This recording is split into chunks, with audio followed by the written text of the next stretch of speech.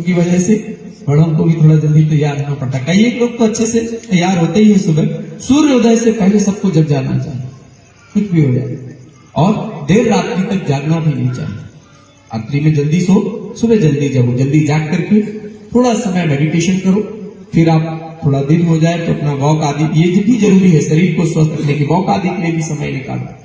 और 7 दिन में थोड़ा समय ऐसा निकालो कि जिसमें हम थोड़ा सा हमारा रूटीन परिवर्तित हो। अभी ये बच्चों का हम देख रहे थे, बहुत सुंदर सुंदर प्रस्तुतियां बच्चे दे रहे थे। आपने देखा जो बच्चे इस तरह की प्रस्तुतियां देते हैं, कितना उनके अंदर उमंग, जोश, जुनून, उत्साह होता है।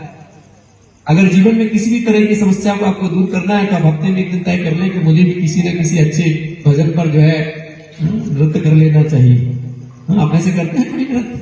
बड़े हो जाते हैं तो सब भूल जाते हैं, छोटे होते हैं तो नृत्य का, अभी मैं देख रहा था एक बच्ची यहाँ डांस कर रही थी, छोटे से बच्चा वहां भी डांस कर रहा था, तो देखो कितना उनके अंदर उमंग होता है। अगर हम मन से डांस करेंगे ना, मन में उमंग उत्साह होगा तो जीवन में भी उमंग उत्साह होगा। तो थोड़ा समय हमें जीवन में ऐसा निकाल लेना चाहिए, हफ्ते में एक दिन। अगर कोई, चलो आपको लगता है लोगों के बीच में संकोच लगता है, तो कमरे में बंद करो और लगाओ भजन, लगाओ गाना, और खुद ही डांस कर लो। शारीरिक रूप से भी स्वस्थ और मन से भी स्वस्थ। कोई अच्छी कला अपने अंदर डेवलप करो, आप देखेंगे खुशी आपके जीवन में बनी रहेगी। और सबसे मोस्ट इंपोर्टेंट कि रोज सुबह से लेकर शाम तक क्या हमारा रूटीन होने वाला है, क्या हम करने वाले हैं, उसकी एक हमारे पास पहले से लिस्ट होनी चाहिए। कई बार ऐसा होता है जहां हमें समय कम देना है वहां ज्यादा चला जाता है, और जहां ज्यादा समय देना है वहां कम होता है। कहते समय ही नहीं बचा हमारे पास। समय तो उतना ही है सबके पास, दुनिया में जितने भी लोग हैं, आज छोटा हो या बड़ा, समय तो सबके पास बराबर ही। आपको मैं एक हंसी की बात बताता हूँ। कलयुग में मनुष्य की औसतन आयु पता है कितनी होती है? कितनी होती होगी? लेकिन औसतन आयु अपन 60 मान लेते हैं। 60 साल के बाद तो रिटायरमेंट हो ही जाता है ना, भाई अब 60 के हो गए हैं, अब थोड़ा सा ध्यान रखें। तो 5 वर्ष तो उसके हैप्पी बर्थडे में निकलते हैं। 60 वर्ष का मैं कैलकुलेशन बता रहा हूँ कैसे 60 साल निकलते हैं। 5 वर्ष तो उसके हैप्पी बर्थडे में माने, जब छोटा होता है तो माता पिता के साथ लाड़ प्यार में, उत्पन्ना में, स्नेह में जाते हैं। थोड़ा बच्चा बड़ा होता है, थोड़ा सा बड़ा होता है तो 8 वर्ष उसके पढ़ाई लिखाई, स्कूली शिक्षा में निकल जाता है। ठीक है कि नहीं? और अगर करता है, बिजनेस करता है 10 घंटे प्रतिदिन, डॉक्टर साहब 10 घंटे अगर प्रतिदिन जॉब कर रहा है या बिजनेस कर रहा है तो 14 बरस आप कैलकुलेट कर लेना उसकी नौकरी में या जॉब में जाते हैं 10 घंटे प्रतिदिन के हिसाब से।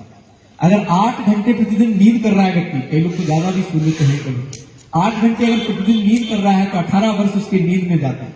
आप कैलकुलेट कर लेना। घंटे 2 घंटे नहाने धोने में दे रहा है तो 4 वर्ष उसके नहाने धोने खाने में जाते हैं।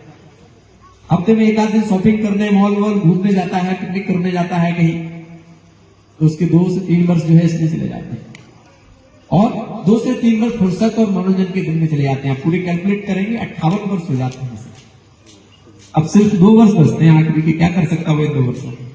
अब प्रश्न ही उठता है क्या पढ़ाई छोड़ दे, नौकरी छोड़ दे, सोना छोड़ दे, या छोड़ना कुछ भी नहीं है। जो हम आखिरी में 2 वर्ष बचा रहे हैं ना, वो अगर हम साथ में ही ईश्वर को याद करते चले। अब आप लोग को लग रहा होगा कि हम करते तो है ईश्वर को याद, और क्या करें भला, पूजा करते ही है, मत्था टेकते ही है, तो अच्छी बात है, करते हैं, ये तो पुण्य की बात है ही। लेकिन कहते ना, कणका मन का फेर के बेटा न मन का फेर, सच्चा मन का फेर ले, सारी बात है मन की। इसलिए कहावत में कहा गया है, मन चंगा तो, किसी ने कहा धन चंगा, धन चंगा, ऐसे बोला किसी ने? सारा खेल किसका है? मन का है। मन के हारे हार, मन के जीते जीत, मन के जीते जगत जीते। भगवान ने भी श्रीमद् भगवत गीता में अर्जुन को उपदेश देते हुए क्या कहा? हे अर्जुन, देह सह देह के सब धर्मों को भूल, अपने को आत्मा समझ मेरी शरण में आजा, मुझे याद कर, सर्वधर्मान प्रत्यय मामेकम। है ना, ईश्वर ने भी कहा कि तुम सबको भूल जाओ और मुझे याद करो।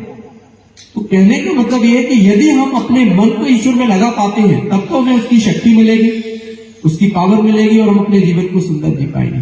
लेकिन अगर ईश्वर से मन नहीं जुड़ पा रहा है, हम भले उसकी आराधना कर रहे हैं, तो वो शक्ति हमें नहीं मिलेगी। तो ये बहुत इंपॉर्टेंट बात है। जैसे मोबाइल फोन को चार्ज करना दीदी जी उदाहरण दे रहे थे, आपने इलेक्ट्रिसिटी के साथ कनेक्ट कर दिया पर स्विच ऑन करना भूल गए। कई बार हम लोगों के साथ होता होगा, ये सुबह अपन ने चार्जर लगा दिया,